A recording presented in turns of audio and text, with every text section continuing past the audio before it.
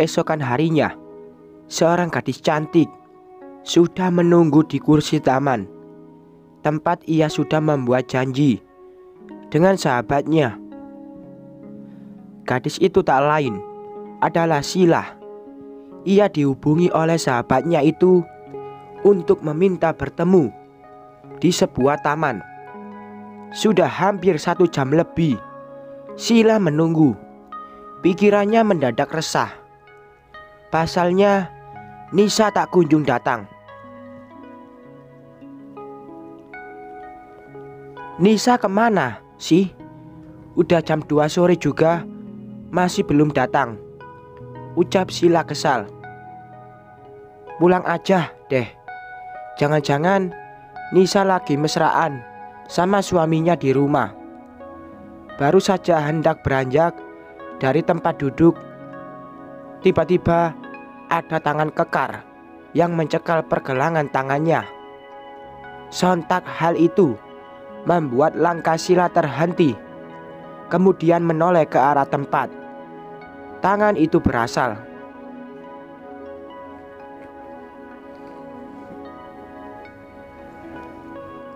"Hah!" teriak Sila kaget setelah mengetahui siapa yang datang menghampirinya. "Hai, apa kabar?" tanya lelaki itu yang tak lain adalah Dani.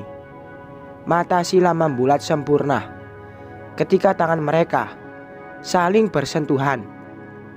Dengan cepat, gadis memakai kerudung merah itu melepaskan genggaman tangannya.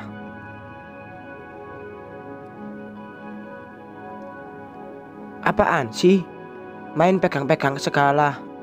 Belum halal tahu," ujarnya kesal sembari mengusap tangan bekas pegangan dengan Dani. Lelaki dengan kaos oblong serta celana panjang hitam itu tersenyum semeringah. "Oh, jadi minta dihalalkan nih. Abang siap kok." Seketika itu juga Sila menundukkan kepala, menyembunyikan wajahnya yang menjadi merah. Bak kepiting rebus.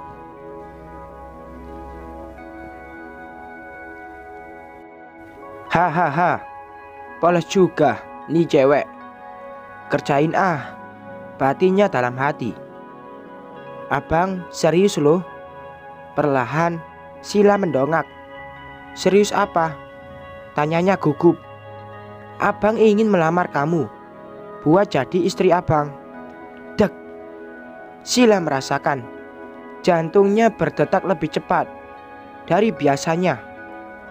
Gadis itu langsung berbalik arah, membelakangi lelaki itu. Kali ini rasanya benar-benar berbeda. Setelah mendengar penuturan katanya, "Lah, kok malah menghadap ke sana sih?"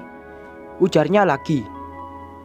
Lelaki itu berjalan, kemudian tepat berhenti di hadapan Sila. "Lihat sini dulu," pintanya. Kemudian gadis itu menoleh sekilas ke arah wajahnya.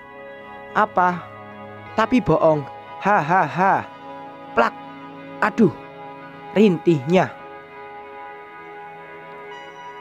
Tiba-tiba tangan lentik itu menampar pipi bagian kiri cukup kuat hingga mampu membuat lelaki itu merintih kesakitan.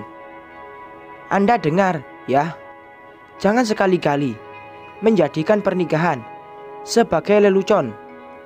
Saya tidak suka." Gadis itu bersiap untuk pergi. "Satu lagi, jangan pernah lagi Anda menampakkan diri Anda di hadapan saya." Setelah mengatakan itu, Sila berlalu begitu saja tanpa memikirkan perasaan Dani. Kedua orang itu sama-sama merasakan sakit.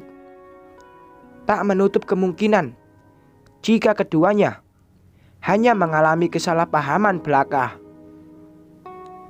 Gadis itu pulang dengan air mata yang berjatuhan. Di dalam mobil ia menangis kencang. Entah apa penyebabnya.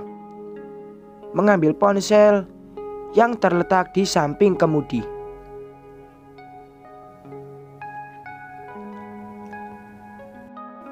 Lalu ia menelpon seseorang. "Halo Sil," ucap Nisa di seberang telepon.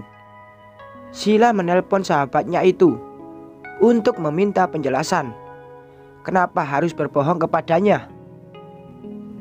Sheila bergeming sehingga membuat Nisa berujar kembali. "Sil, kamu kenapa? Ini semua gara-gara kamu, Nis." "Loh, kenapa? Coba cerita dulu sama aku. Kenapa kamu mesti berbohong segala? Kamu bilang kita ketemuan di taman. Tapi kenapa malah cowok itu yang datang? Nis, sumpah aku kecewa sama kamu." Nisa tertegun. Padahal semua sudah direncanakan dengan baik. Namun kenapa bisa terjadi seperti itu? Emangnya Mas Dani berbuat salah ya sama kamu?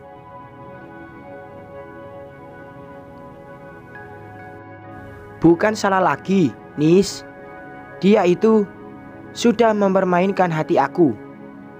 Maksudnya, bayangin aja. Pertama, tuh cowok bikin aku melayang terbang. Kamu tahu nggak apa yang terjadi selanjutnya?" "Apa?" Dia bilang, tapi bohong. Nis, siapa yang gak kesel coba? Terdengar suara ketawa halus di ujung sana. "Nis, kok kamu malah ketawain aku sih?" "Kamu tuh yang terlalu baperan. Mas Dani orangnya emang gitu, suka bercanda. Kamu jangan masukin ke dalam hati setiap ucapannya. Sheila, kamu lebay banget deh." "Enggak, pokoknya aku kesal sama tuh cowok. Udah dulu ya, Nis, aku mau pulang." "Iya, hati-hati." Setelahnya, gadis itu mematikan telepon dan kembali melajukan mobil. Sheila merasa kecewa karena dipermainkan oleh lelaki itu. Meskipun niatnya bercanda, namun hal itu mampu membuatnya merasakan sakit. Tak tahu kenapa, beberapa menit perjalanan, akhirnya Sheila sampai di pekarangan rumah. Saat hendak memarkirkan mobil, Sheila melihat ada mobil Fortuner putih terparkir di pinggir jalan.